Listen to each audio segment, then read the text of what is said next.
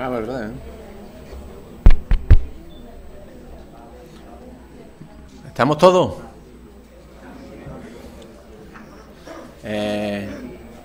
Bueno, después de este tentempié, me voy a presentar. Soy Fernando González, soy actualmente el delegado de AEAL en Cádiz y no soy buen orador.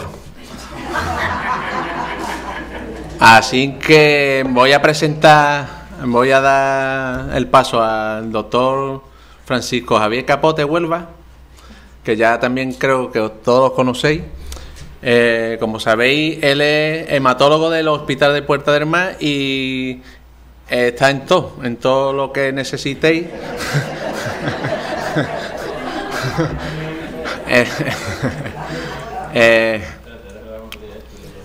El doctor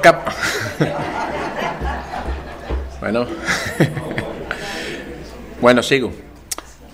Le voy a dar la palabra al doctor Capote para que nos dé su charla sobre el estado actual del tratamiento de los linfomas y del mieloma múltiple. Una vez dicho esto, le invito a... Sí. Muchas gracias.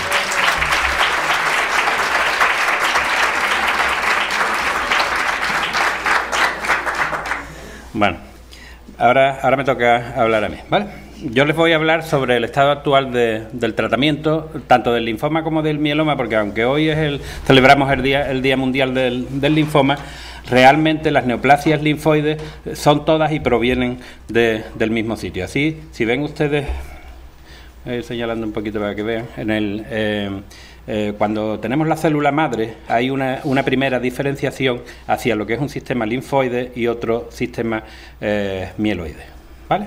Entonces hay una primera parte que son los progenitores de los que van a salir las leucemias agudas, y ya en lo que son las células ya periféricas es donde se van a desarrollar los linfomas y el mieloma.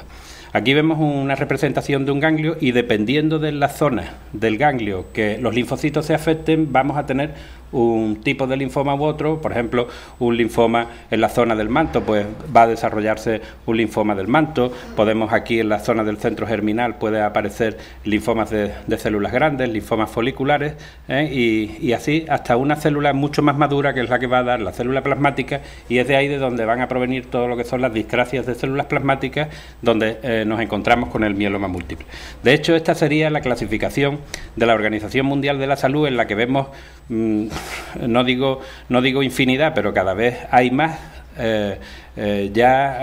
linfomas, porque había una clasificación primera que decía que había linfomas no Hodgkin, linfomas de Hodgkin. Ya el linfoma recibe el primer apellido, podemos decir que es no Hodgkin o Hodgkin, pero ya una vez que digamos que es un linfoma, ya necesitamos ponerle un apellido y decir si es un linfoma de célula grande, un linfoma folicular, un linfoma del manto. Y ahora además esta clasificación que ustedes ven tan grande, en la que incluso los linfomas de este tipo, los linfomas B o los linfomas T, ya vemos que están entremezclados con las neoplasias de células plasmáticas, y aquí también tenemos el linfoma de Hodgkin. Esto además va a variar y está aumentando porque por métodos de diagnóstico, como esa primera imagen que le ponía en la presentación, en la primera diapositiva, ya utilizando técnicas especiales que se llaman de microarrays y tal, que hacen estudios genéticos de los linfomas. Por ejemplo, el linfoma de célula grande ya lo estamos empezando a dividir, el linfoma de célula grande de centro germinal o los que no son de centro germinal, que eso nos va a permitir luego esa clasificación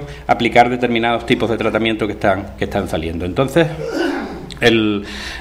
¿cuál es la incidencia del linfoma? Aquí ven ustedes, esto fue un estudio que hicimos hace 6 años aquí en Andalucía, y lo que quisimos ver era cuál era la distribución por entidades de los linfomas. Entonces vemos que el linfoma folicular, el linfoma de célula grande y el Hodgkin son los 3 más prevalentes, junto con el linfoma de células del manto y la linfática crónica, sobre todo, que es esa que ven ustedes arriba a la derecha en celeste, y también en negro ven abajo a la izquierda el mieloma múltiple.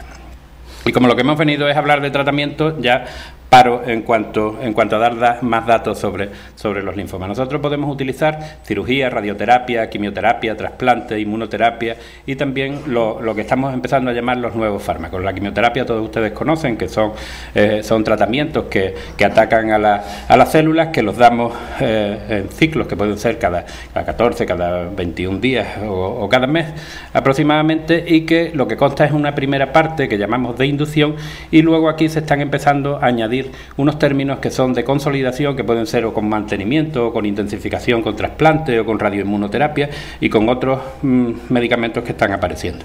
Entonces la inmunoterapia, que está adquiriendo un papel muy importante, la clasificamos como una primera, que sería una inmunoterapia pasiva, en la que nosotros lo que hacemos es administrarle anticuerpos al paciente para que ellos sean los que ataquen a la enfermedad. Entonces ahí tendríamos los anticuerpos monoclonales fundamentalmente. Y luego hay otra parte que es activa, que consistiría en la administración, en la obtención de vacunas contra el tumor, y también lo que es los trasplantes de médula, pero alogénicos, no el autólogo, porque el autólogo no tiene esa capacidad de inmunoterapia. Entonces los anticuerpos monoclonales, ven ustedes en la primera imagen como a un ratón se le administran una serie de sustancias y él es capaz de crear lo que son los anticuerpos monoclonales. Esos anticuerpos monoclonales serían, así los representaríamos como esta Y que vemos aquí, en color verde, y que realmente son anticuerpos que atacarían, identificarían de forma como si fueran balas específicas para una diana, atacarían a zonas estas que ven ustedes aquí en celeste en la célula, que están en la superficie de la célula, que se llaman antígenos y antígenos CD, y que el anticuerpo monoclonal lo atacaría y daría órdenes de destrucción de la célula. La radioinmunoterapia sería algo igual, lo único que pasa es que en la cola esta de la Y habría un isótopo radiactivo, de tal manera que cuando administráramos el medicamento, no solo él actuaría destruyendo la célula, sino que además produciría una radiación local sobre la zona. Las vacunas antibiotipos serían una forma de inmunoterapia activa, en la que lo que hacemos es obtener un trozo del ganglio del tumor del paciente y desarrollar en el laboratorio una vacuna que después se la iríamos poniendo. Esto es una cosa como mucho más perfecta, pero sería muy cara y probablemente difícil de obtener, porque se necesitan varios meses para la elaboración de vacunas. Así que este tipo de tratamiento probablemente no sea adecuado para, además, la incidencia que estamos viendo en este tipo de enfermedades.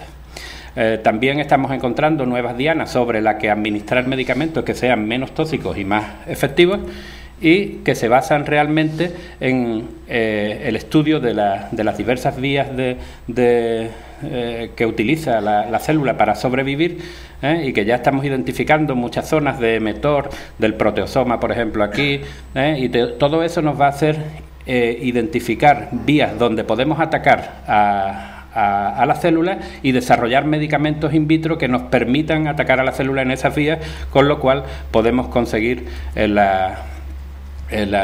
medicamentos que son muy eficaces. Así vemos una larga lista de estos. Vemos aquí que las dianas que se están diseñando son tanto el ciclo celular como aquí, por ejemplo, en el ciclo celular actuaría lo que es el inhibidor del proteosoma, que después hablaremos, que es uno de los medicamentos no ya tan novedoso, pero que se está convirtiendo en estrella dentro de todas los nuevos tratamientos. También tenemos aquí otro que es la angiogénesis y el microambiente. Lo que hacemos es administrar medicamentos que lo que hacen es impedir que la célula tumoral pueda tener comida para desarrollarse. Yo al principio no sabía cómo hablar, si decir, pues vamos a hablar primero de los linfomas, después de los mielomas, pero yo creo que eso, al final, lo mismo que hemos visto que en la clasificación de la Organización Mundial de la Salud, lo que son los linfomas y los mielomas están entremezclados, los medicamentos nuevos, que son los que nos interesan, también tienen actividad no solo sobre el mieloma o sobre el linfoma, sino que ya se están utilizando sobre todas las enfermedades del mismo modo. Entonces lo que voy a hacer es explicar un poco qué es lo que está suponiendo algunos de los medicamentos más importantes y y lo que haremos será también describir tanto la actividad que tienen en el linfoma como la actividad que tienen en el mieloma. No les voy a hablar de medicamentos que están en fase de investigación, porque eso no nos interesa. Lo único que nos interesa aquí a los pacientes y a los médicos clínicos es los fármacos que podemos estar utilizando día a día. Lo demás, bueno, los médicos los tenemos que conocer, pero si no disponemos de ellos tampoco hace falta que si no pareceríamos un telediario que dice, se ha descubierto tal enfermedad y no sé cuánto, tal medicamento. Bueno, y el medicamento a lo mejor hasta dentro de 15 años no podemos disponer de él, por tanto no nos interesa, ¿vale? Serán rituximab, que es un anticuerpo monoclonal, muchos de ustedes se lo han puesto, bendamustine, que está adquiriendo una importancia también relevante, Velcade, los inmunomoduladores del tipo de Revlimid y la talidomida. Hay un nuevo medicamento que también es un anticuerpo monoclonal, que en vez de ser como el rituximab, que es un anti-CD20, se ha identificado ya y está actuando sobre los tumores CD30, como el Hodgkin y el linfoma anaplásico.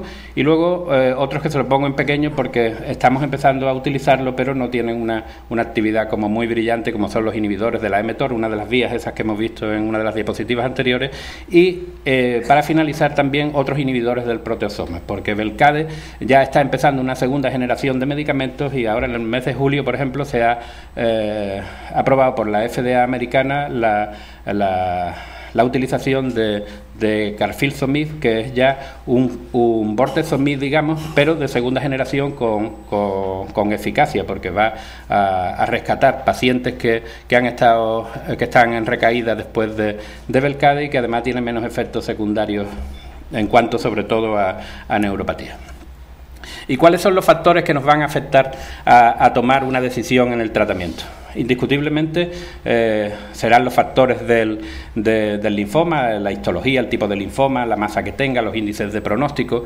Luego habrá también, porque estamos intentando individualizar la medicina y la elección de fármacos, habrá factores que sean determinantes, como la edad, el estado del paciente, las comorbilidades que tenga. No es lo mismo alguien que no tenga problema cardíaco que el que viene con un problema cardíaco, una insuficiencia renal y tal, porque más que tratar a enfermedades, estamos intentando tratar a pacientes. Y luego hay un tercer punto que, aunque parezca que no, es muy importante, que es el conocimiento que de los linfomas tengan los médicos que les van a tratar. Probablemente se está pensando desde muchos sitios que en todos los hospitales y en todos sitios se pueda tratar a todos los pacientes, y en oncología, con la especialización que este tipo de enfermedades está precisando, la especialización de los propios profesionales será necesaria para poder aplicar todo este tipo de conocimiento. En ese sentido, nosotros en nuestra unidad estamos empezando a diferenciar también por patologías. Esto es una curva de Kaplan-Meier, que es una curva de supervivencia que se utiliza con fines estadísticos y que yo les voy a explicar porque a partir de ahora habrá muchos datos que verán muchas curvas, y lo que les voy a explicar es lo que significa. Lo que significa es que aquí en esta columna tenemos la probabilidad de supervivencia, que va a ser o supervivencia global, o libre de enfermedad, o libre de progresión. Aquí es la línea esta horizontal será el tiempo en meses, y aquí verán ustedes una curva que va en azul. Significaría que si yo, por ejemplo, aquí estoy en el primer mes, todos los pacientes están vivos, o vivos sin enfermedad, o vivos sin recaer. Aquí significaría que aproximadamente a los 22 meses el 50%, es decir, lo que nosotros llamamos mediana, están libres de enfermedad. Significa que hay muchos enfermos que, a pesar de que pase el tiempo, no van a recaer. Nosotros siempre intentaremos obtener curvas que sean horizontales, y cuando vemos, por ejemplo, esta curva, la curva naranja y la curva celeste es mejor. Lo que nosotros intentamos es administrar medicamentos que hagan que las curvas se nos intenten ir para arriba, porque nuestro ideal sería el conseguir curvas horizontales arriba en el 1. ¿Vale? Esto significaría que todos los enfermos seguirían vivos, seguirían bien y seguirían para siempre a lo largo del tiempo. Es intentar subir la curva para arriba. Bueno, vamos a empezar hablando de rituximab. Rituximab es el anti-CD20. Eso significaría que en la célula, en el linfocito que está alterado, hay esas superficies, esas zonas, como si fuera un balón, las manchas negras de un balón de fútbol, y que eso lo hemos identificado como CD20. Lo hemos identificado como CD20 y lo que administramos es un medicamento que es una inmunoglobulina, es un anticuerpo que lo hemos diseñado, que lo hemos fabricado. Bueno, yo no, porque lo ha diseñado y fabricado Roche, que es quien ha ganado el dinero. Yo no he diseñado ni he fabricado nada. Entonces, este medicamento lo administramos por vía intravenosa, llega aquí, se pega al CD20 y da órdenes de destrucción de la célula por diferentes mecanismos. ¿Y cómo se administra? Nosotros lo podemos administrar de varias formas, o bien en combinación con quimioterapia, por ejemplo, quimioterapia de R-CHOP, o en monoterapia, ya lo estamos utilizando en algunas cosas, o bien como una técnica de mantenimiento cuando hemos terminado la quimioterapia para evitar que se recaiga. En combinación con quimioterapia, una de las cosas que nos ocurre siempre es que vamos más rápido de lo que van las fichas técnicas y las aprobaciones de los fármacos por la administración, tanto la FDA americana como la EMEA aquí en Europa. Entonces, en ficha técnica ya tiene la combinación de administrar quimioterapia con quimioterapia CHOP, sería el R-CHOP, está autorizada en la linfática, en el linfoma difuso de célula grande, en el linfoma folicular y también con fludarabina y ciclofosfamida en la linfática crónica. Pero que sepan que todos los linfomas CD positivos, CD20 positivos, pueden resultar beneficiados por la administración del tratamiento. Hay que probarlo, se están probando, ya tenemos resultados y sabemos que en el linfoma del manto, en el linfoma MAL, en el linfoma Burkitt, la administración de quimioterapia R-CHOP es mejor aquí falta, bueno, yo lo contaré y ustedes se lo creerán, ¿vale? Aquí la curva esta tiene que tener una línea naranja que va por aquí, ven aquí el CHOP, pero no ha salido la curva dibujada. Entonces el CHOP, vemos que el R-CHOP, la curva, en vez de estar aquí, la hemos levantado. Entonces sería la supervivencia libre de enfermedad. Y en la supervivencia global también los resultados del R-CHOP han mejorado a los resultados del CHOP, aunque vamos bien. Si analizamos lo que sería la curva de supervivencia libre de progresión de los enfermos cuando únicamente utilizaban quimioterapia, y a eso le llamamos periodo pre-rituximab, que cuando ya estamos administrando anticuerpos monoclonales vemos cómo ha subido de aquí a aquí y los resultados están mejores, continuamos por buen camino. Eso incluso hubo un tiempo, desde el año 94 al 98 o 2000, estábamos utilizando tratamiento intensificando las dosis. Poníamos el CHOP, en vez de administrarlo cada 3 semanas, estábamos administrando cada 2 semanas. En algunos casos hoy todavía lo seguimos haciendo.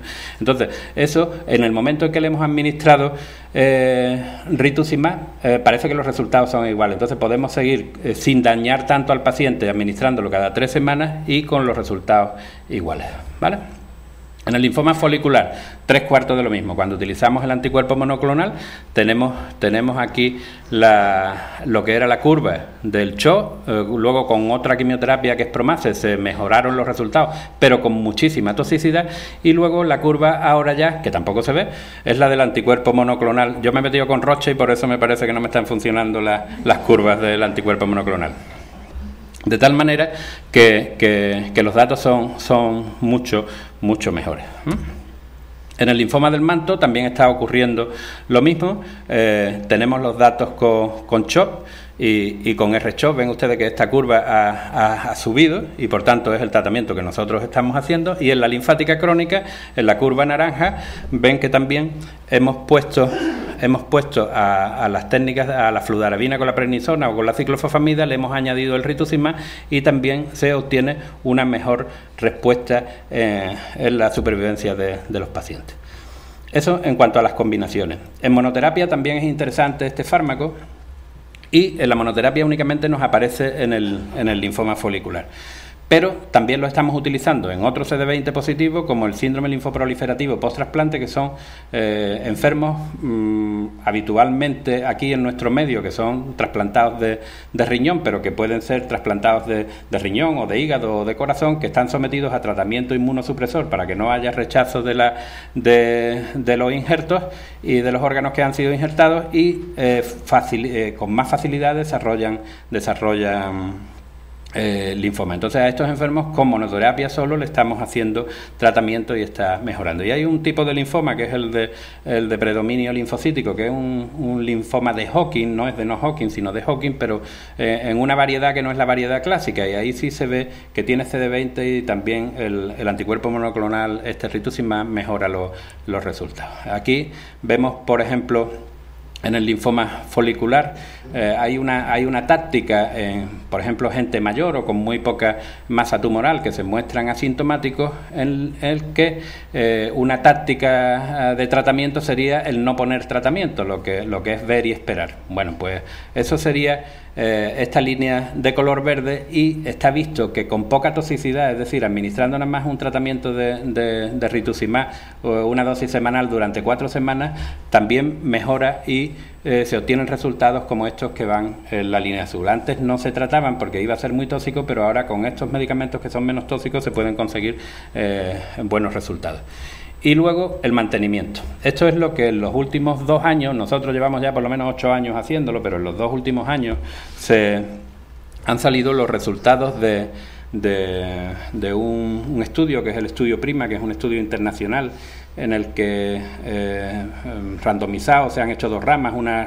Se ponía primero tratamiento con RCHO o RCVP, y cuando los enfermos obtenían o bien respuesta completa o respuesta parcial, lo que se hace es un tratamiento de mantenimiento con rituximab durante 2 años con una dosis cada 2 meses. Entonces se ha valorado, y aquí no me aparece tampoco, pero ustedes me creerán que la línea esta azul es la de la observación, y aquí es donde se ha elevado la línea del mantenimiento. Es decir, los enfermos es mucho más difícil de que recaigan frente a los que permanecían únicamente en observación. Y esto durante ya este año pasado se ha convertido en el estándar del tratamiento del linfoma folicular, el mantenimiento con rituximab durante 2 años. En cuanto a supervivencia libre de progresión, lo sabemos que los resultados son correctos, probablemente aumente la supervivencia también global. Lo que pasa es que todavía no tenemos datos de seguimiento, porque todavía hay poco seguimiento. Luego, el linfoma del manto también obtenemos unos resultados que son muy interesantes con el mantenimiento, y ya también nosotros llevamos ya un tiempo haciendo el mantenimiento, porque si ven ustedes esta gráfica, aquí es cuando los enfermos solamente reciben quimioterapia, mal. Cuando los enfermos reciben, ven en esta otra curva, los enfermos van mucho mejor. ¿Cómo van mucho mejor?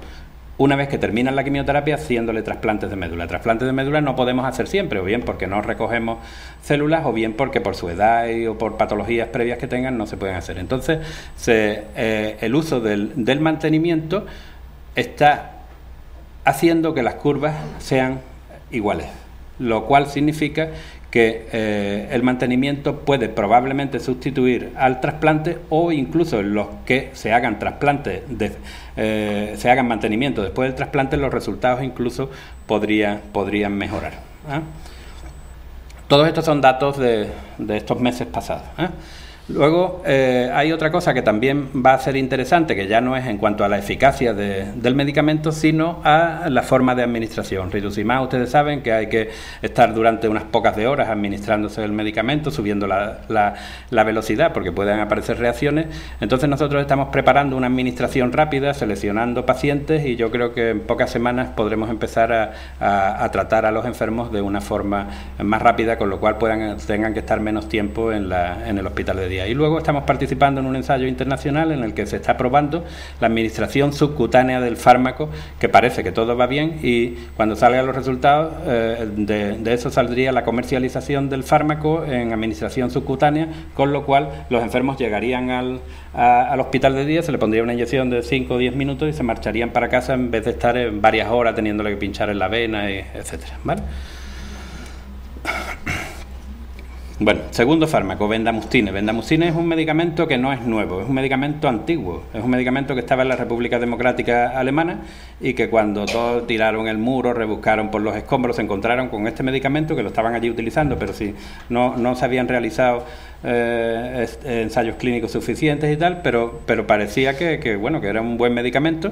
Es un medicamento que es un quimioterápico y se ha empezado a utilizar y a desarrollar ensayos clínicos. Tiene un dato muy importante en cuanto a la toxicidad, porque tiene una eficacia similar y en algunas cosas incluso mejor que lo que sería el CHOP, pero solo con administrar este medicamento tendríamos una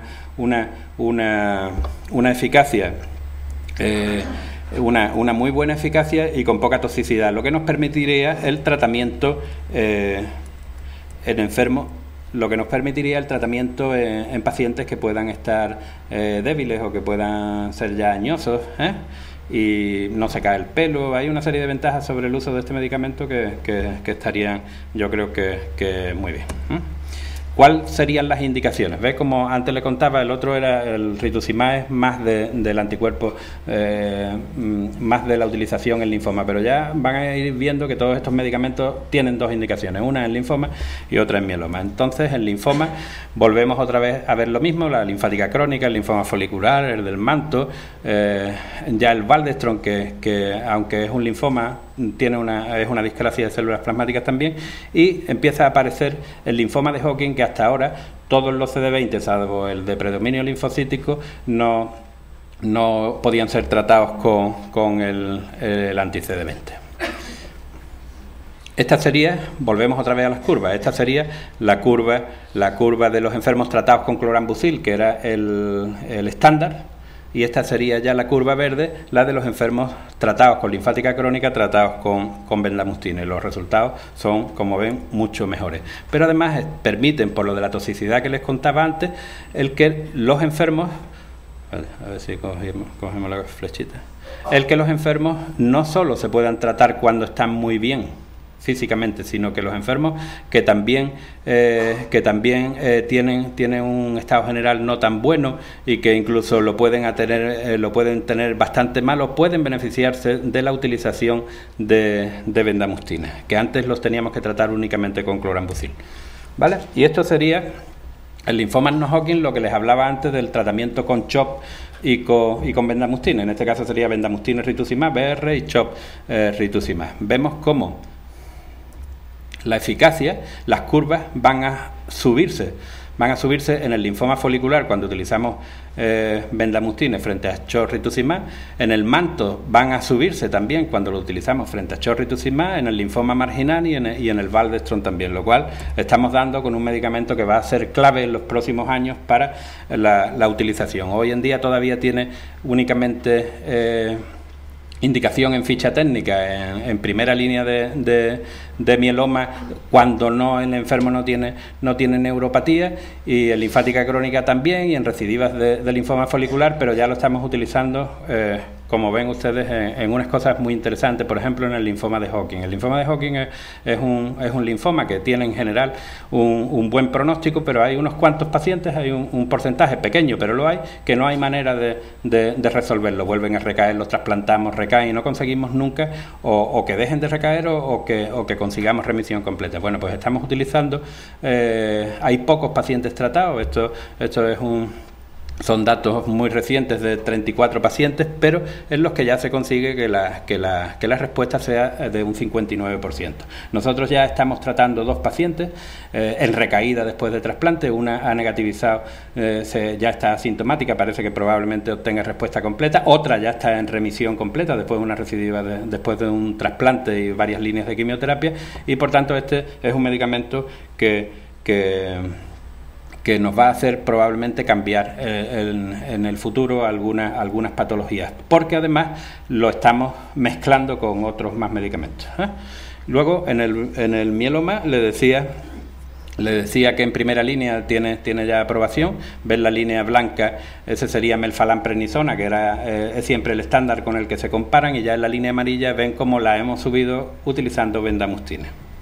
Nosotros bueno, permite la combinación, porque todo esto se está empezando a combinar, y permite la combinación de bendamustines con desametasona y con lenalidomida, que es otro medicamento que después le explicaré.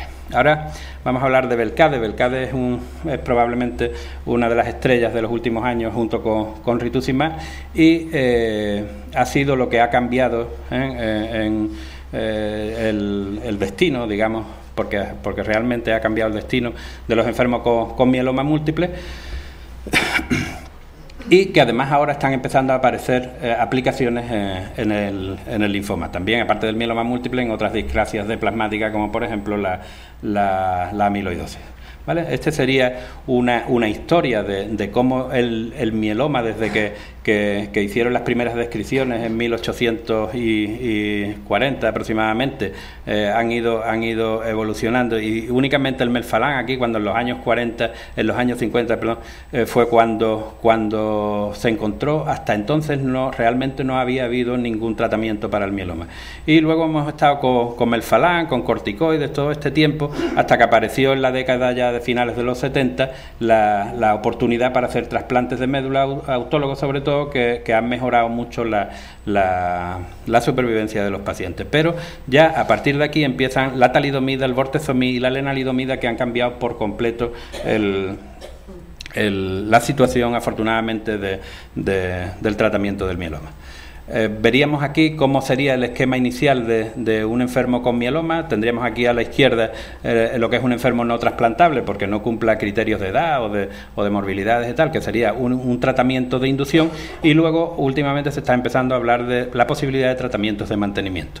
Y a la derecha lo que serían los candidatos a trasplante. Sería igual, lo único que pasa es que el tratamiento de inducción intentaríamos que fuera más corto y más intensivo, para después hacer un trasplante. Y últimamente están empezando a aparecer tratamientos de mantenimiento o de consolidación posterior al trasplante, para intentar conseguir una mejor respuesta. Aquí veríamos ya lo que le decía de bortezomib. Es el primer fármaco que ha tenido indicación en primera línea para mezclarlo con melfalamprednisona en este esquema que llamamos VISTA, en el que este primero, el azul de arriba, en el que vamos utilizando el tratamiento con Velcade, mezclándolo con melfalamprednisona.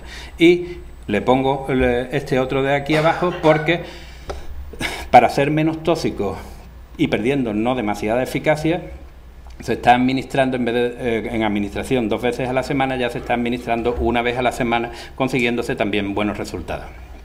El esquema VISTA, ustedes me creen cuando yo le digo que aquí hay otra línea por encima del azul, ha variado, y las tasas de respuesta han subido un 15% a los 5 últimos años, que esto es una cosa muy importante, porque además en pacientes que eran ya mayores de 65 años y por tanto no han podido ser trasplantados. Este es el estándar hoy en día del tratamiento del mieloma, y es el que hacemos nosotros aquí. Y luego hay otro esquema, que sería el del paciente que tendríamos que sería candidato a trasplante. En el paciente candidato a trasplante, hasta hace poco, porque Velcade no tiene autorización, no tiene autorización en enfermos trasplantables en la ficha técnica, pero nosotros llevamos ya bastantes años utilizándolo en primera línea fuera de ficha técnica, y hemos conseguido que antes, con la quimioterapia solo, había una muy poca cantidad de respuestas, y mezclándolos y haciendo Velcade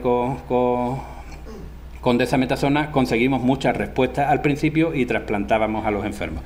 Eso ha sido muy eficaz, pero en los 2 últimos años están empezando a aparecer tratamientos en el que a Velcade con desametasona, que sería el estándar, se le están añadiendo un tercer fármaco, de tal manera que vamos consiguiendo la adición de un tercer fármaco, que todas las líneas, la verde, la roja y la azul, suban. Esto ya nosotros desde hace 4 o 6 meses, unos 6 meses casi ya, hemos adaptado la utilización de tripletes en la inducción al tratamiento del mieloma, y los resultados están siendo, y ahora vamos a empezar a trasplantar a los primeros pacientes. Hemos elegido además la ciclofosfamida junto con bortezomib y desametasona, y que sería la línea, a ver, eso es que como lo mueve muy rápido, que sería la línea superior, es la que estamos haciendo. Incluso estamos abaratando los costes, no para que se lo quede el hospital, sino para gastarnos el dinero en otra cosa, ¿vale?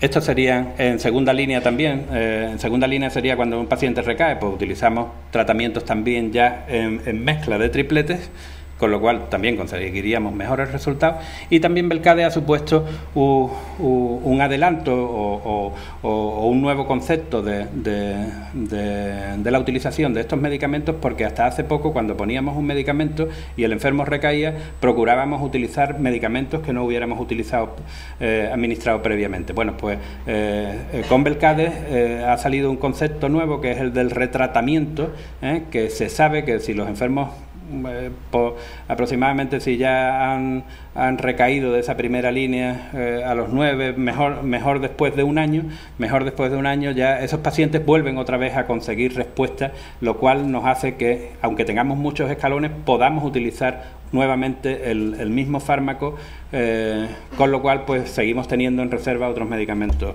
que podamos utilizar posteriormente, el concepto de retratamiento.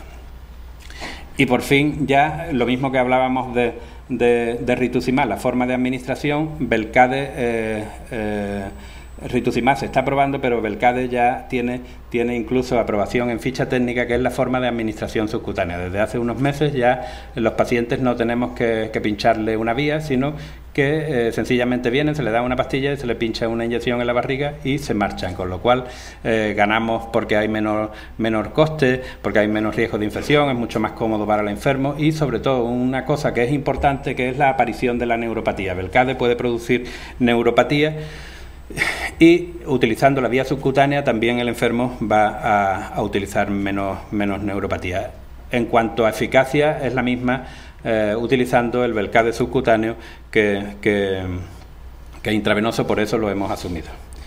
Y luego llegamos a la utilización de Belcade no ya en el linfoma en el mieloma, sino en el linfoma con tres claras indicaciones, que son el linfoma folicular, el del manto y el de célula grande.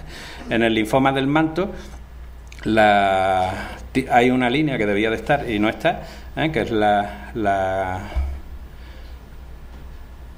que es esta de aquí, dice 6, 7 meses tal, y esta debe de ir aquí porque esto lo que significa es que todavía no está alcanzada, es decir, sigue por encima de la línea que estaría establecida por el 50% a pesar del tiempo. Esto es como demostró Bortezomib y Belcade la eficacia en el linfoma del manto.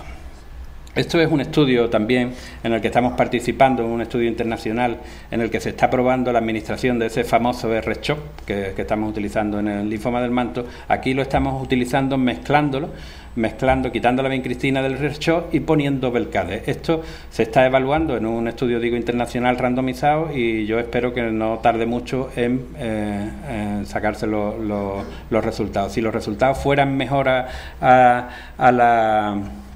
las ramas de Belcade, en el linfoma del manto, en vez de R-CHOP, se convertiría en el estándar la utilización de Belcade, sustituyendo a la vincristina del R-CHOP.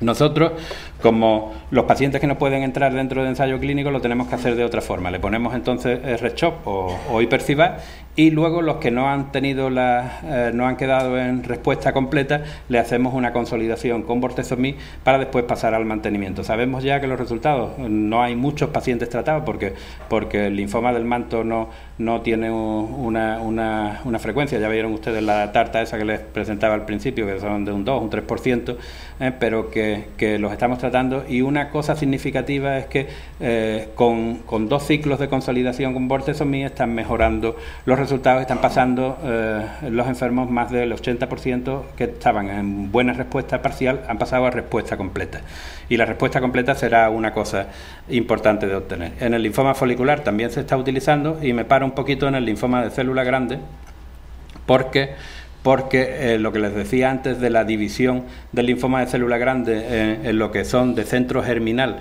y de no de centro germinal, de células activadas, obtenido mediante la utilización de Array una cosa que ven ustedes aquí, es que los de centro germinal tienen una mejor supervivencia, un mejor riesgo que los que no son de centro germinal. Pues bien, esto es muy interesante porque bortezomía, aunque no tenga una acción directa sobre la célula del linfoma de célula grande, sí, una de las cosas que está ocurriendo es que al ponerlo de forma concomitante con quimioterapia, está mejorando los resultados, y está mejorando los resultados además en los enfermos que no son de centro germinal, es decir, en estos de la línea azul. Está mejorando el pronóstico de tal manera que una de las cosas que teníamos era un grupo especial de linfoma de célula grande de mal pronóstico. Si lo identificamos antes, que estamos ya iniciando la identificación previa de los linfomas de célula grande, antes de ponerle tratamiento, una de las cosas que haríamos sería asociarle Velcade con la idea de obtener mejores resultados y quitarnos ese tipo de linfoma con tan mal pronóstico que tenemos, porque no responden bien al tratamiento. Luego hay otro grupo de medicamentos que son los inmunomoduladores, que son la talidomida y la lenalidomida. Yo les voy a hablar de la lenalidomida porque la talidomida la estamos utilizando poco porque cuesta igual que la otra. La otra es un derivado de la lenalidomida, es un derivado de la talidomida, y además nos va a costar prácticamente el mismo dinero, pero es mucho más potente y no tiene esa historia negra que tiene la talidomida de cuando tantas embarazadas tomaron y hace ya muchos años tomaron la medicación y hubo muchos problemas de defectos congénitos en los niños que nacieron de madres que tomaron talidomida, y utilizamos la lenalidomida porque además tiene más estudios, utilizaríamos en primera línea o segunda línea la lenalidomida. Ven, es un fármaco que no solo actúa sobre la célula tumoral, sino que además actúa sobre la formación de vasos en el tumor, de tal manera que la falta, la inhibición de la formación de vasos haría que es como si estuviéramos haciendo un asedio a un castillo y tuviéramos las carreteras cortadas, ¿vale? Luego produce un aumento de la apoptosis, que es lo que es la muerte celular programada, de tal manera que la lenalidomida actúa en distintos sitios y mejora se convierte en un tratamiento eficaz. De hecho, al principio de lenalidomida la autorización fue en segunda línea, ya en pacientes que habían sido tratados y habían recaído, y esto sería los enfermos que utilizaban solo desametasona, que sería el tratamiento estándar, y esto ven ustedes cómo aumentó la supervivencia un año de unos a otros cuando utilizábamos lenalidomida, ¿vale?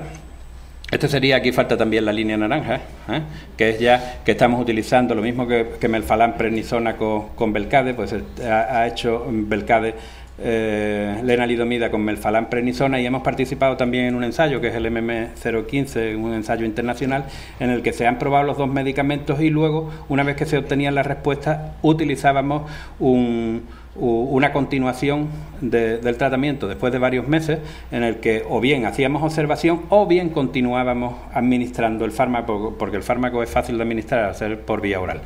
Entonces, una de las cosas que se ha visto es que mejoraba la respuesta de los pacientes y hacía que no progresaran.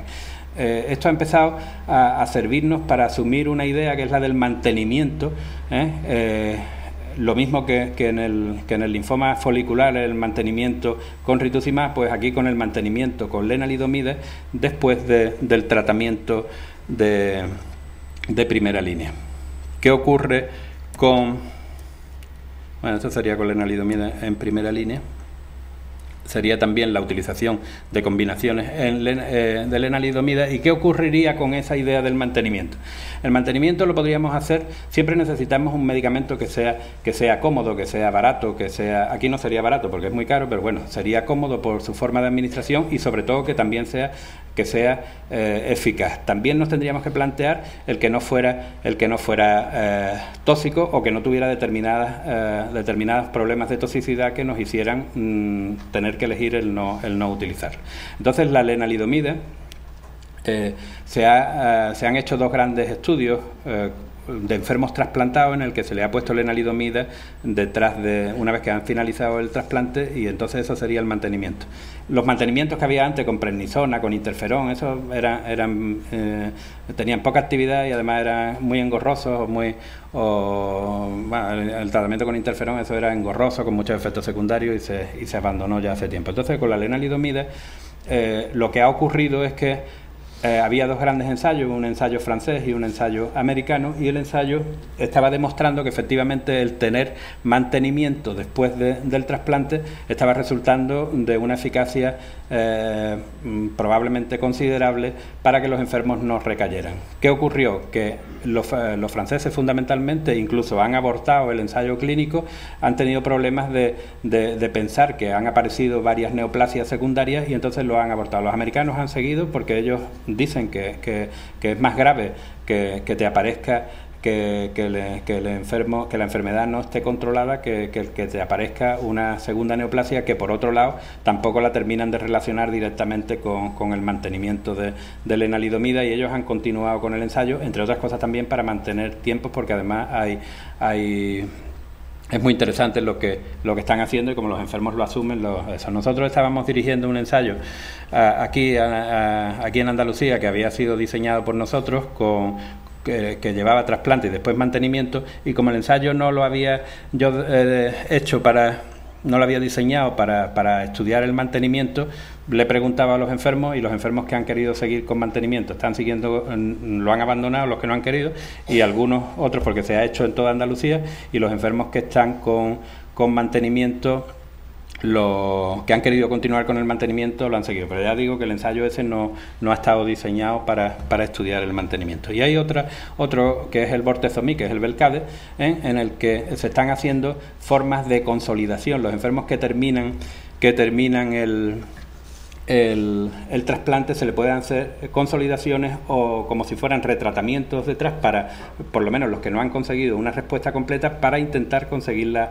respuesta completa. Entonces, o consolidaciones o con mantenimiento, bueno, hay varios esquemas, porque aquí en la gráfica esta ven ustedes la importancia de conseguir la respuesta completa cuando se termina el tratamiento de la enfermedad. Los enfermos que tienen respuesta completa, lo ven en azul, todos están muy por encima de los resultados que se obtienen en los que no han obtenido respuesta completa. Lo que les decía, el incremento de algunas neoplasias secundarias y qué es lo que pasará con la supervivencia global es una cosa que todavía no hay seguimiento, pero el estudio americano lo está intentando resolver. De tal manera que al principio le ponía a ustedes una gráfica muy sencilla, lo que era el enfermo no trasplantable y el trasplantable. Pues esto ya no es así, ¿eh? Ya el enfermo que es trasplantable tenemos todas estas opciones, y el enfermo no trasplantable tenemos todas estas opciones también, y que si el enfermo recae también tenemos múltiples opciones, con lo cual lo que les quiero decir es que el enfermo con mieloma, aunque permanezca en una situación de enfermedad que es recurrente y tal, estamos en una línea en la que se puede estar muchas veces no bien, pero que se está consiguiendo una enfermedad muy crónica y con una supervivencia afortunadamente muy larga, porque yo creo que ahora todos los años está saliendo un nuevo medicamento por año, ¿vale? Y bueno, aquí lo importante es, como dicen algunos de ustedes, lo importante es seguir aquí estando. Lo mismo que ocurría con otros fármacos, los inmunomoduladores también se están administrando en los linfomas, se está consiguiendo en el linfoma indolente, en el linfoma del manto, pero bueno, todavía los resultados no son muchos y nosotros realmente no estamos utilizándolo porque tenemos otras opciones de tratamiento. Este es el anti-CD30, el rituximab era el anti-CD20 y este es un fármaco comercializado ahora recientemente, y el mecanismo de acción es una cosa parecida porque es un anticuerpo monoclonal, pero nada más que ataca a las células que en su superficie tienen el antígeno CD30 y no CD20. Hay dos enfermedades que que son muy frecuentes y además claramente CD30, que es el linfoma de Hodgkin, y se están consiguiendo respuestas en el 75% de los casos, obteniendo respuestas completas en la mitad de ellos. Esto hace que probablemente vaya a cambiar y se pueda utilizar a partir de ahora, y la veda está abierta para hacer lo mismo que se hizo con el rituximab. Rituximab salió únicamente en monoterapia y al rato lo estábamos mezclando con quimioterapia. Pues esto probablemente en poco tiempo, para el año que viene, probablemente ya habrá resultados de mezclarlo y administrar todas las cosas a la vez, y el linfoma de Hodgkin, sobre todo en algunos que puedan tener índices pronósticos de mayor riesgo, el que se pueda mezclar. No tiene efectos secundarios importantes, sí tiene un dinero, deja sin dinero a cualquier hospital porque es carísimo, pero bueno, eso no probablemente no sea el problema nuestro, sino el de los gestores que tendrán que gastárselo, que buscárselo, o que alguno devuelva el dinero. Y en el linfoma anaplásico, que también es CD30 positivo, ocurre 3/4 de lo mismo. Hay unas respuestas importantes, con esto, y cerca de un 60% de los pacientes utilizan. Ahí vemos las curvas, la amarilla, que es de la global, y la celeste, que es la de la supervivencia libre de progresión. Verá, estos son curvas imposibles de ver hace poco tiempo en enfermos que están todos en recaídas. Y luego, para terminar, los inhibidores de la mTOR, que actúan también a nivel de esas vías metabólicas, y que estamos utilizando el everolimus. También estamos participando en un ensayo internacional como mantenimiento después del linfoma de célula grande, una vez que ha obtenido respuesta completa, con everolimus. Tensirolimus también es otro medicamento que se está utilizando y está aprobado también en ficha técnica en el linfoma del manto, y la rapamicina, que es un medicamento que incluso es un inmunosupresor y se está utilizando en enfermos trasplantados. Cuando se sospecha que puede haber síndromes linfoproliferativos, se cambian y se utilizan a eso, ¿vale? El precio del tensirolimus ya no se lo digo. Y luego este fármaco, que es el que ha sido aprobado ahora en el mes de julio por la FDA americana, que es carfilzomib, que independientemente del éxito y de los resultados que está obteniendo, lo pongo aquí porque lo importante de este medicamento es que abre una nueva gama de productos, que son los inhibidores del proteasoma, pero ya de segunda generación. Entonces ven ustedes cómo aquí en la no lo ven porque se ha ido, pero bueno, se lo digo yo, la neuropatía periférica, ya nada más que menos de un 1% hacen neuropatía periférica, pueden rescatar enfermos que han recaído con bortezomib, y ya hay algún otro que se está desarrollando, pero que todavía no está representado, ¿vale? Y yo he terminado. Muchas gracias, y si no me hacen preguntas, mejor.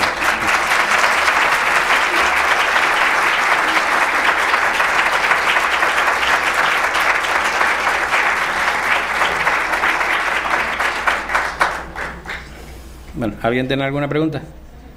Nada, ¿no?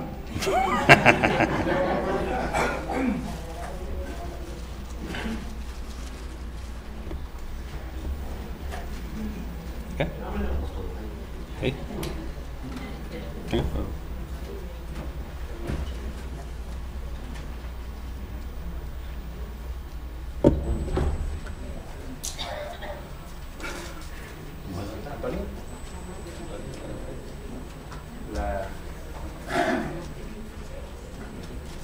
Ahora el doctor Lorenzo nos hará algunas conclusiones.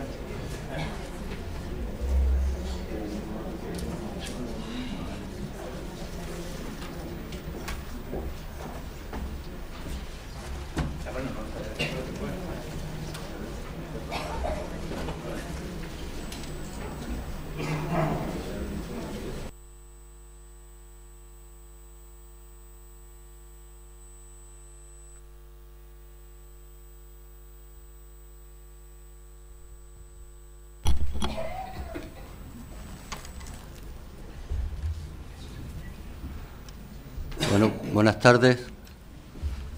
En primer lugar, para mí un honor y una enorme satisfacción el poder concluir y dar las conclusiones de esta jornada del 9º Día Mundial del Linfoma. Antes que nada, agradecer la asistencia del público, la asistencia de afectados, no afectados, familiares y demás. Creo que la mañana ha sido intensa, que la mañana ha sido muy productiva e intentaré ser breve en la exposición de las conclusiones a toda la jornada.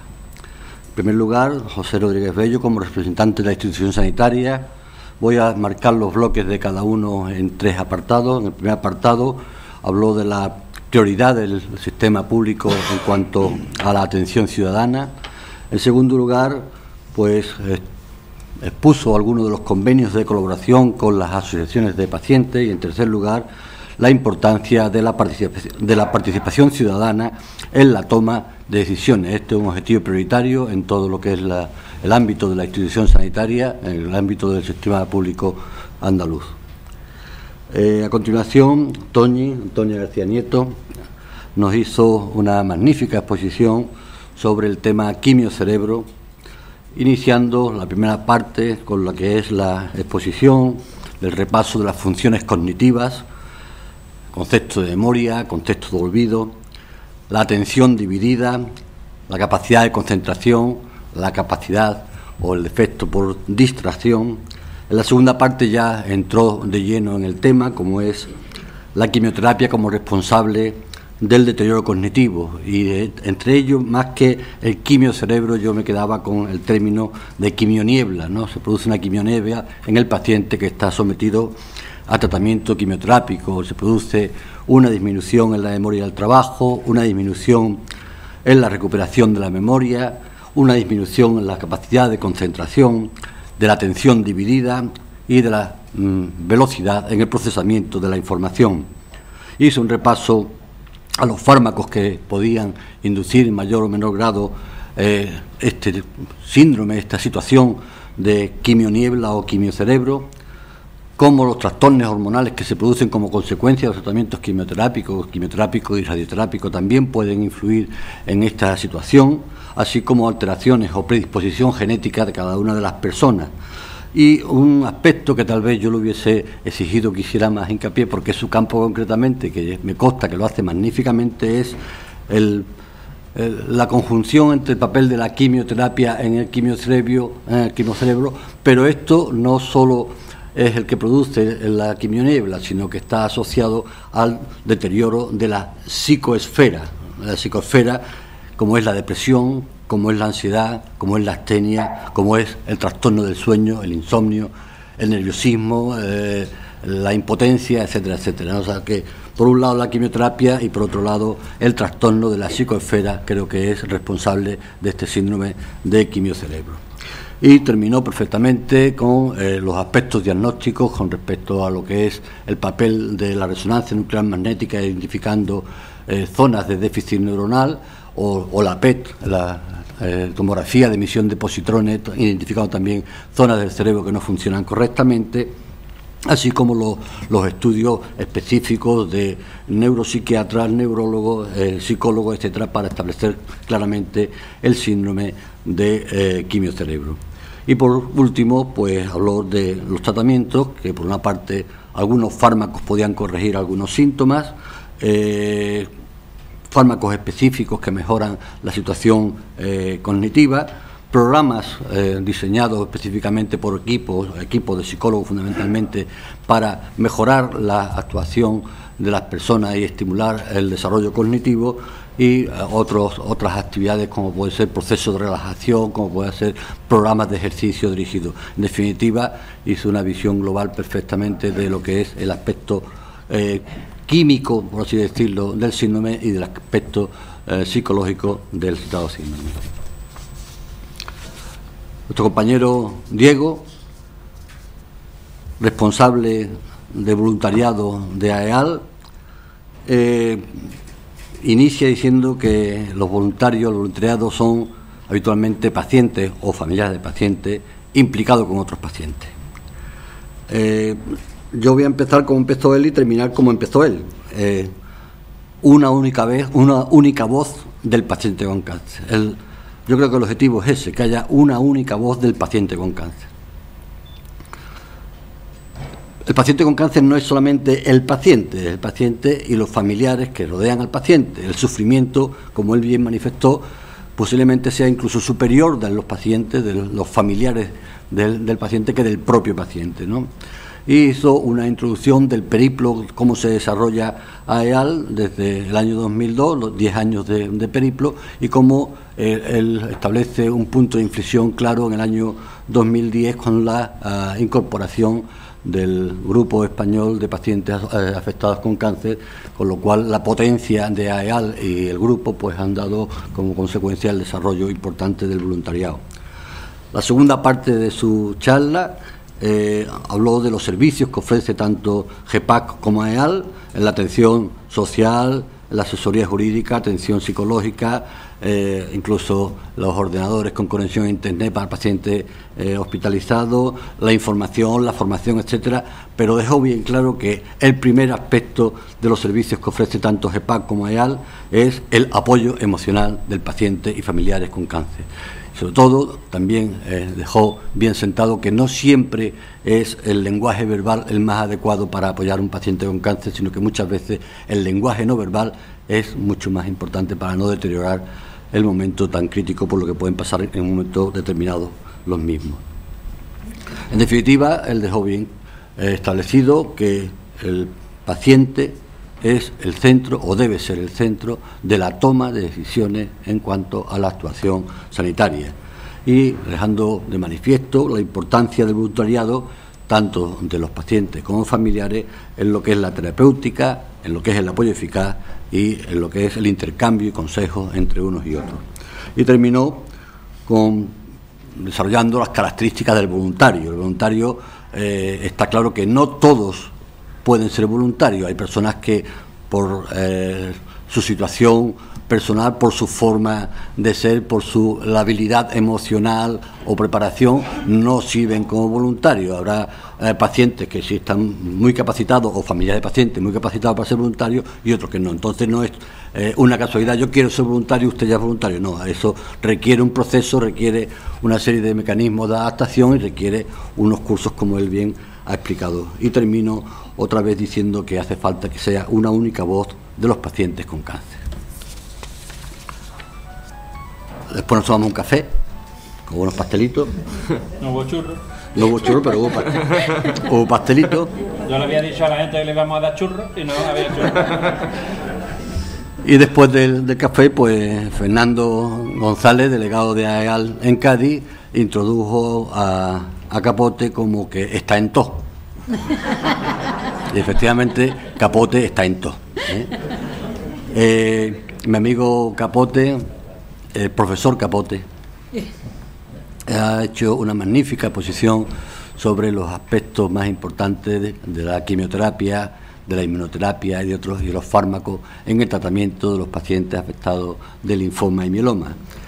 Siguiendo la misma tónica, en los tres apartados, en primer lugar, hizo una introducción breve sobre el papel de la célula madre pluripotencial de nuestra médula ósea, del tuétano de nuestros huesos, que es la que produce los glóbulos rojos, los glóbulos blancos y las plaquetas, y cómo la alteración de una de estas series, concretamente de algunos de los glóbulos blancos, puede generar un cáncer de los ganglios linfáticos. Hizo también hincapié en que ya no nos podemos quedar con linfoma de Hodgkin o de no Hodgkin, sino que hay que ponerle un segundo, un tercero, si hace falta un cuarto, un quinto apellido. Contra más apellidos conozcamos de cada una de las enfermedades, mejor podremos diseñar los tratamientos. El bloque siguiente fue una introducción a los distintos tratamientos, la cirugía, la radioterapia, la quimioterapia, los trasplantes, la inmunoterapia, los anticuerpos monoclonales. Habló también de la radioinmunoterapia, que es la asociación de anticuerpos monoclonales más sustancias radiógenas, las vacunas antibiotipo, que eran costosas y no eran muy rentables, y las nuevas dianas. Nuevas dianas, ¿qué quiere decir esto de nuevas dianas?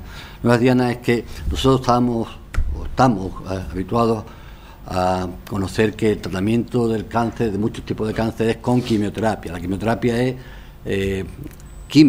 es química contra todo, no solamente contra la célula maligna, sino que también actúa contra las células que no es mala, ¿no? Con las células benignas, como puede ser el cabello, como puede ser la piel, como puede ser la mucosa, como puede ser la célula de sangre. Hoy tenemos la suerte de que gracias a la investigación, gracias a lo que es los estudios, no solamente tenemos quimioterapia, sino que también tenemos otro tipo de fármacos, a los que le estamos llamando diana terapéutica. Son fármacos que van a actuar directamente o intentan actuar directamente sobre un tipo determinado de célula maligna, ¿no? Medicamentos más importantes, él se ha metido un poquito con Roche, con el rituximab, como un anti-CD20. Este no es una quimioterapia, sino que es un anticuerpo monoclonal, va a actuar sobre una diana terapéutica, sobre una célula concreta. Lógicamente ha mostrado, la jugada malas pasadas, las curvas de Kaplan-Meier, que miden la supervivencia libre de progresión de la enfermedad y la supervivencia global, es decir, pacientes con enfermedad que están vivos y pacientes sin enfermedad que están vivos. Esa es la supervivencia global. Ha hecho un repaso prácticamente de todos los fármacos antiguos y nuevos, y la importancia de ir incorporando a nuestro arsenal terapéutico nuevas drogas, nuevos fármacos para mejorar esa supervivencia global y ir subiendo esa línea de Kaplan-Meier hacia arriba, tanto en la supervivencia libre de progresión de la enfermedad como de la supervivencia global.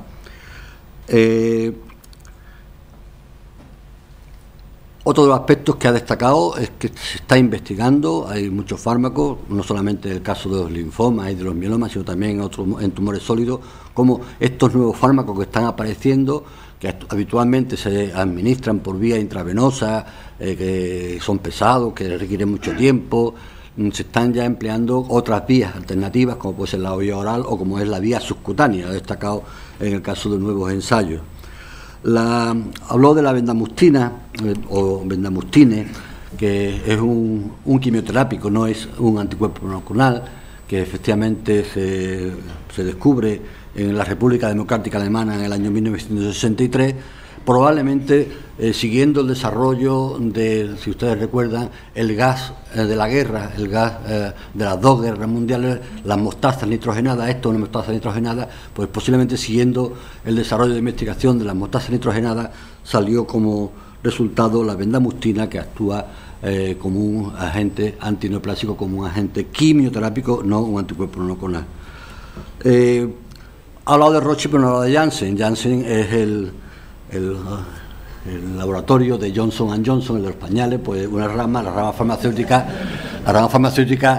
Janssen, y concretamente en España Janssen Oncología, que nos ha proporcionado la gran suerte de poner en nuestras manos otro fármaco como es el Velcade. El Velcade es el producto estrella ahora mismo para el tratamiento del mieloma, y por supuesto también tiene su papel importante en el linfoma del manto, que afortunadamente es uno de los menos frecuentes de los linfomas, pero que tiene peor pronóstico: linfoma de células grandes y linfoma folicular. También ha hablado de inmunomoduladores como la lenalidomida, derivado de la talidomida, y los anticuerpos anti-CD30. En definitiva, pues Capote nos ha hablado de que están apareciendo nuevos fármacos y que tenemos la suerte de contar con nuevas dianas de fármacos que son menos nocivos, con menos toxicidad, más específicos, y el objetivo de ir aumentando la supervivencia libre de progresión, la supervivencia global,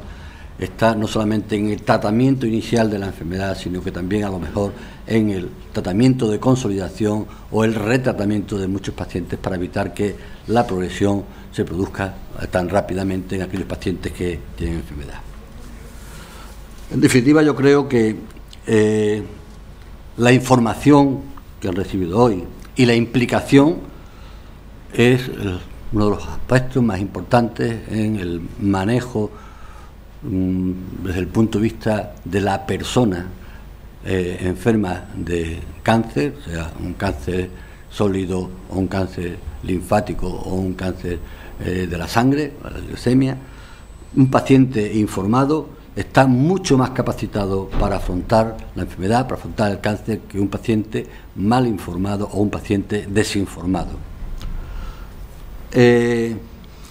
Para muchos afectados, yo creo que esto lo han manifestado por activa y por pasiva, y nosotros cada vez que tenemos la experiencia desde el punto de vista, en este caso concreto, como médico oncólogo, el apoyo psicológico que tengo a mi izquierda y a mi derecha, el psicooncólogo y el voluntariado, es fundamental porque muchas de las dudas, preguntas que el propio paciente piensan que son, yo cómo voy a preguntarle esto al médico, yo cómo, la distancia que ellos mismos establecen, estas barreras, que a lo mejor es una chorrada, ¿no? Dice, esto es una chorrada, ¿cómo se va a preguntar al médico? Pues sin el apoyo de ellos muchas veces sería imposible, y una cosa que parece una chorrada nunca es una chorrada, ni en un paciente ni en un familiar con cáncer. Hasta hace poco tiempo, bueno, una de las campañas que se han establecido es cuál es uno de los lemas, ¿no? ¿Cómo vas de lo tuyo? No, lo mío no, lo mío se llama cáncer. O sea, perderle el miedo a identificar las cosas como son. Y yo muchas veces pongo el ejemplo de la diferencia que hay socialmente, como enfermedades, como puede ser un infarto de miocardio, una enfermedad de lujo, el paciente que presume de haber tenido un infarto de miocardio va pasando, yo es que he tenido un infarto, me han puesto 3 muelles, ¿no? Eso van presumiendo, ¿no? Y socialmente dice, tiene cáncer, ¿no? ¿Cáncer de qué?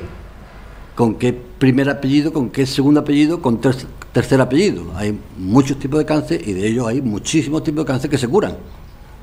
Muchísimos tipos de cáncer que se curan, y muchísimos largos supervivencias de cáncer. Entonces vamos a poner las cosas en su sitio y vamos a identificar cada uno de los problemas. Estamos en un momento de crisis, está claro, ¿no? De crisis económica, de crisis social, de crisis de valores. Pues en estos momentos de crisis la imaginación al poder, y vamos a intentar entre todos conseguir, con las asociaciones de pacientes, con la complicidad, os puedo asegurar que con la complicidad de tanto los equipos de psicólogos, psicooncólogos como del equipo médico, de no escatimar ni un euro en el tratamiento de los pacientes con cáncer. No escatimar ni un euro. Otra cosa distinta es la racionalización del gasto y de los recursos en el tratamiento del paciente con cáncer. Nosotros habitualmente no solemos hacer locura en el tratamiento de los pacientes con cáncer. Sabemos lo que tenemos que hacer y cómo tenemos que hacerlo. Y vamos a luchar porque se puedan tocar a los bancos buenos o los bancos malos, pero no al tratamiento de los pacientes con cáncer. Y en definitiva, creo que los pacientes necesitan más apoyo psicológico, más apoyo social, más información contrastada, y sobre todo que esta información contrastada sea comprensible, que los pacientes y los familiares comprendan esta información. Por mi parte, felicitar a Capote y a Toñi por la organización de esta jornada, así como a EAL y a GEPAC en lo que es el 9º Día Mundial del Linfoma y la magnífica mañana que hemos pasado juntos. Enhorabuena a todos, muchas gracias por su asistencia.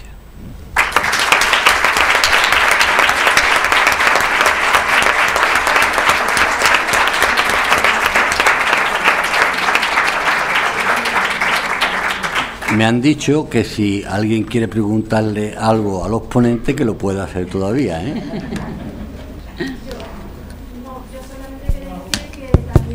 Sí, un momentito. Te va a dar un micrófono, Fernando.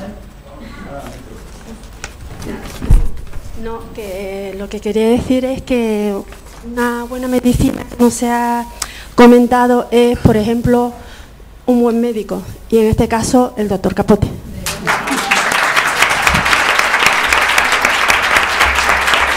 Que están todos. Bueno, cuando venga la consulta la pasaré antes, ¿eh?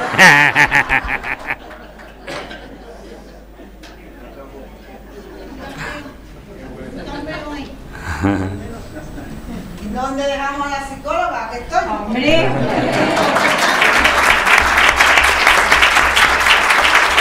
Oye, que los demás se van a enterar Bueno, para que los demás no se encelen también los enfermos que se dejan que nosotros le hagamos el tratamiento, ¿no? Que también tienen un mérito.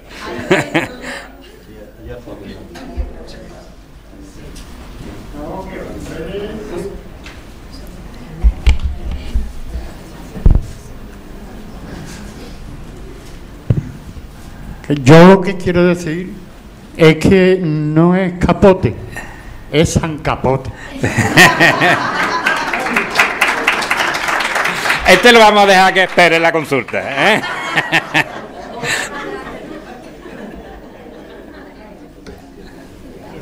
Bueno, ¿el qué? Bueno, sí. Ya una vez terminado esto, el que quiera tomarse una cervecita, que se pase por la cafetería, ¿no? Nos habrán quitado los donuts, esos chiquititos, ¿eh? Y bueno, aparte de eso, agradecer a todos que hayáis venido, ¿eh? Y me voy a quedar tranquilo 15 días sin ustedes, ¿eh? Vale, yo agradecerle también a Diego y a EAL que hayan participado en este Día del Linfoma, y la Antonia pues no le agradezco nada porque para eso estamos. Y a Antonio Lorenzo, por supuesto, la brillante forma de determinar las conclusiones que como siempre hace, yo por eso lo traigo, Y bueno, nada, que lo pasemos todos bien y que para el año que viene otra vez y que AEAL siga pagando el convite, ¿eh?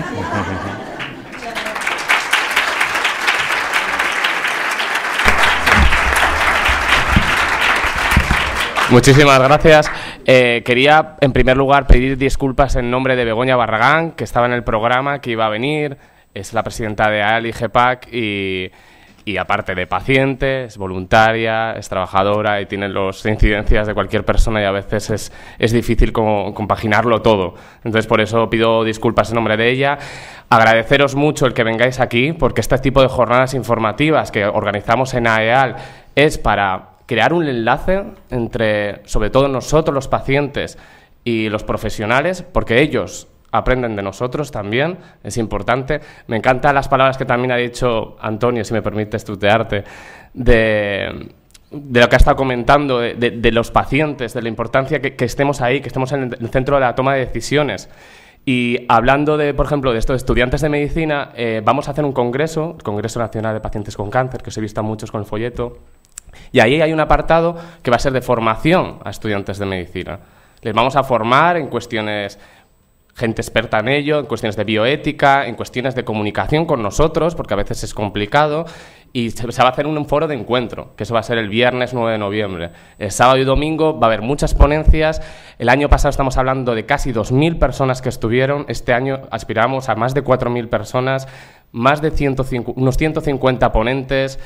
Va a ser una gran actividad, pero siempre pensando en la persona, en una persona que entre por ahí. Es decir, tenemos muchos voluntarios que van a estar ahí colaborando. Si alguno de vosotros quiere incluso participar, que se ponga en contacto conmigo, y simplemente que desde AEAL y GEPAC, que estamos aquí para todo lo que necesitéis. ¿Vale? Muchas gracias.